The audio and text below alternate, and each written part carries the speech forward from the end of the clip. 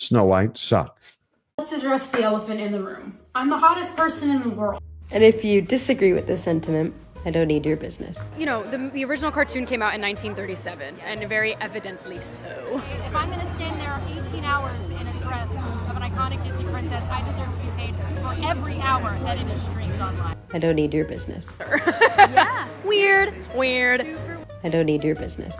I'm a narcissist. I don't need your business. And everything I do, people will wait in line to see. I don't need your business. Thanks.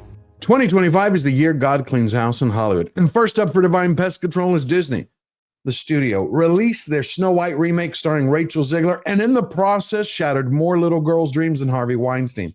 That's why no one bothered to show up. Empty theaters across the country tell the true story about this crime against cinema.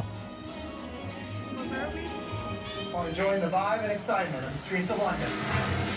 Breaking news. The Magic Kingdom just made history 3 different ways. By producing the lowest ranked live-action remake in Disney's history, by becoming the first modern studio to get sued by the very dwarves they ghosted, and by having their latest mascot bend over the mouse house at the box office. Think about it. Disney just spent over $250 million for a fairy tale hand grenade that went over budget, got reshot twice, replaced real actors with 7 CGI serial killers, booted the prince, banned True Love, and banished 2 of movies' history's most iconic songs. One of them just happens to be Someday My Prince Will Come. It's gone. And also the studio can haul in $43 million on its opening weekend and get buried in the second weekend with a 68% drop, courtesy of Jason Statham's new film, The Working Man, which, by the way, took the top spot and put Snow White permanently to sleep. And while all of this was taking place, the lead actress of the film decided to sit in an empty theater so she can watch her name flash on the screen as she squealed that her film was #1 for 6 days. That's pretty much like lighting fireworks on the Titanic because you're still above water. Except now the only thing that audiences are hearing is glug glug.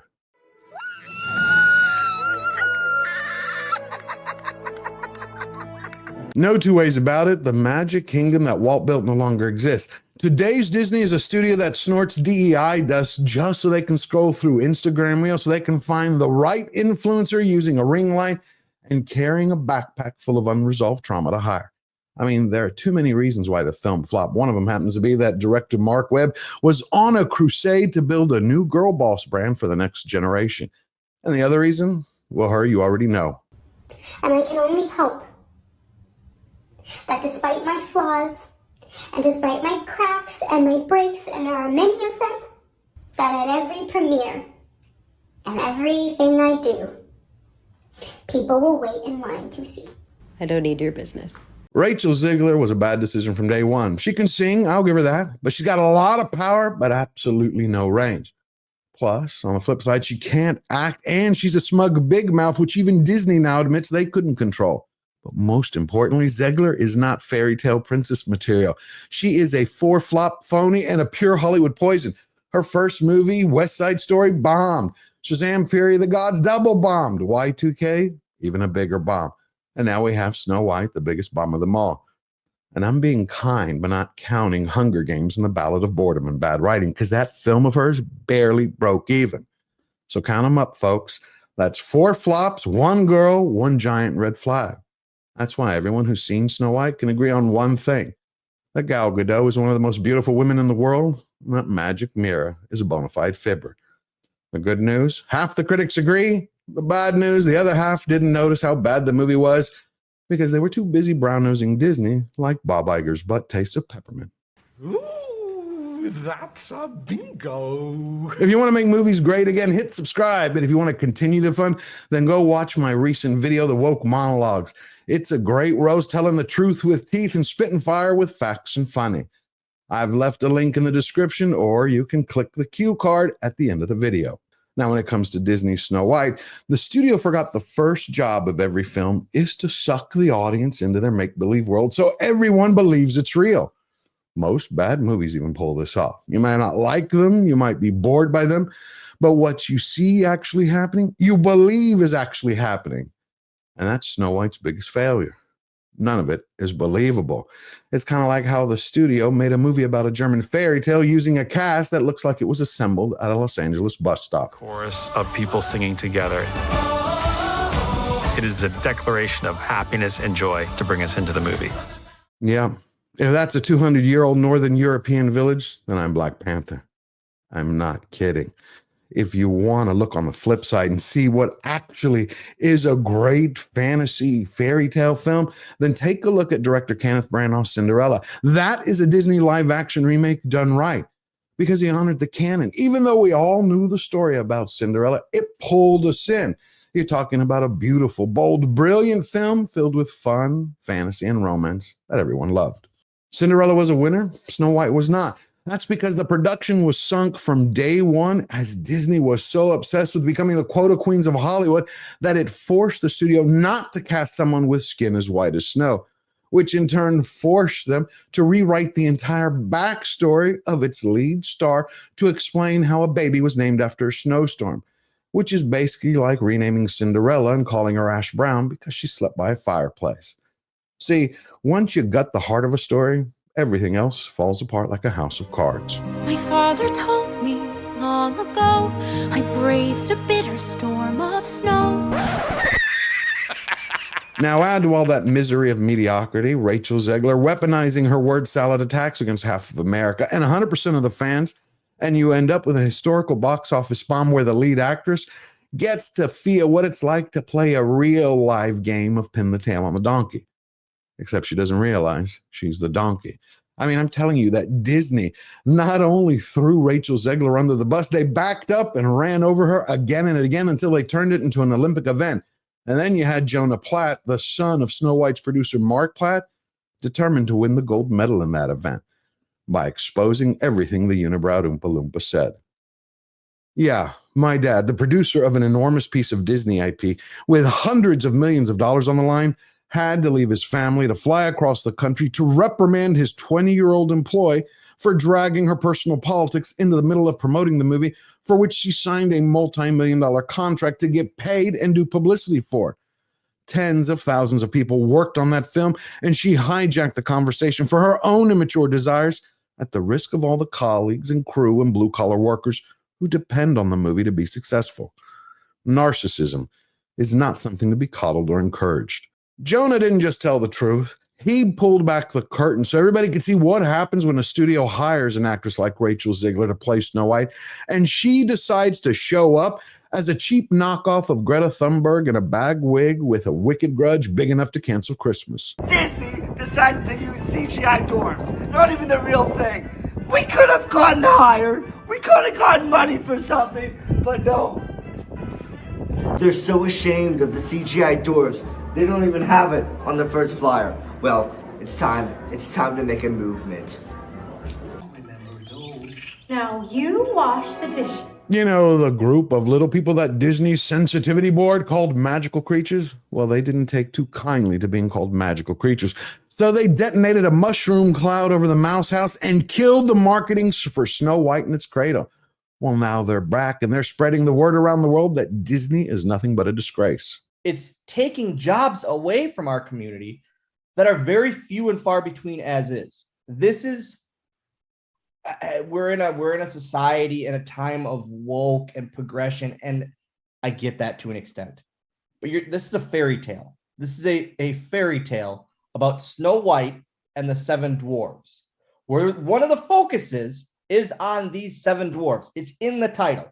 Now, if a dwarf just dreams of being an actor, and in a Disney film, this role is made for them. So now you're taking these roles of not just 1, but 7 little people away because you feel like we have to make progression. It's so stupid. It's just dumb. I don't think really enough has been said about all these actors. Actors who waited a lifetime, 85 years to get a shot, just one shot at playing one of the live action 7 dwarves. And in the process, they got denied their dreams by Disney simply because Peter Dinklage thinks he should be next in line to play Batman. I mean, how insane is that? We got one giant egomaniac had a massive meltdown on a tiny podcast, and that cut people out of a job and forced them to take it in the Piper. They're very proud to cast a Latino actress as Snow White. Yeah. But you're still telling the story of Snow White. Snow White, yeah. Seven Dwarfs. Sure. So, take a step back and look at what you're doing there. Yeah. For anyone that doesn't need instructions how to breathe, Peter Dinklage didn't do this for some noble reasons. He's not David versus Goliath speaking truth to power. He didn't stand up for proper representation. He's not, I'm trying to save the dignity of little people all around the world from roles that are actually written for little people. Peter did this just to stop the competition, to make sure that no one could ever outshine him and take away his magical Hollywood shoebox. Thankfully, the world has grown wise to people like that, and now they've rallied around these Snow White rebels who are looking for justice from a judge and singing hi-ho, hi-ho all the way to court. A Disney executive told the Mail on Sunday, the new film is a disaster, and the threat of a lawsuit by little people is on top of that disaster. Between the court cases, audience reviews, the box office numbers, and the utter humiliation, Mickey is getting ready to squeal uncle, especially as the New York Times just revealed that Disney executives are spending too much time drinking Bud Light in the boardroom. It looks like the studio fudged their production budget numbers for the public. See, Snow White didn't actually cost $270 million to make, but $80 million more. That gives CEO Bob Iger a $350 million black eye. And that's even before we count the $100 million spent on marketing promotions, which means Snow White is going to have to bring in at least $800 million to break even. And then toss in the FCC officially investigating Disney for their hiring practices. Things aren't looking good. It looks like the Magic Kingdom is soon to officially be rebranded the Tragic Kingdom. My apologies. It's just, I feel they need some kindness. I don't need your business. Thanks. Since you already know everything about Snow White, the only review needed here are just the facts. Snow White sucks. And it's no wonder. The prince was swapped out for a cheap knockoff of Robin Hood, the kind of modern guy that Disney loves to promote. One who would tell his girlfriend that he has sympathy period pains at the end of every month as he's braiding her hair and asking if her inner child would like a cup of cocoa. I'm talking right in the film. The first thing that happens is he gets rescued by the princess, kicking off their perfect relationship and happily ever after, with her being the knight in shining armor and him becoming her emotional support chihuahua. Toss in 7 computer-generated dwarves, which look like rejected garden gnomes from Home Depot's after Christmas clearance sale, a evil queen who's more white than the main character, who comes across as a cross-dressing Lord Farquaad, and by the end of the film, what you have is 60% CGI, 30% crap songs, and 10% of a story that you're desperately trying to forget. See, this is where Disney took a wrong turn. Instead of showing us a tale of true love versus the sin of vanity like the original did, they took us on the inner journey of a wannabe and how she wanted to level up to become a certified girl boss. Disney promised the audience a chance to relive the classic story. And instead, what did they give us? A 109-minute reality TV episode of Rachel Zegler's jealousy on not being Gal Gadot. Magic mirror on the wall. Who is the fairest of them all?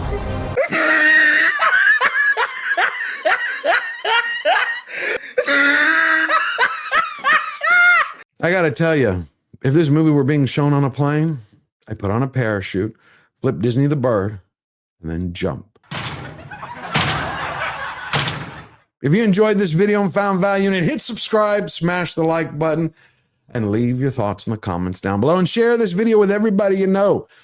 I have been streaming every week on Slayer Unchained on Wednesday and Slayer Nation Live with a great panel of guests, always at 2 to 3:30 p.m. Central and 8 to 8:30 p.m. UK time.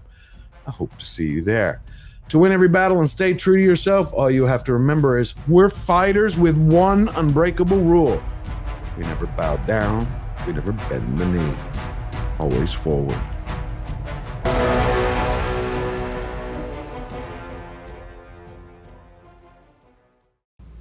I don't need your business.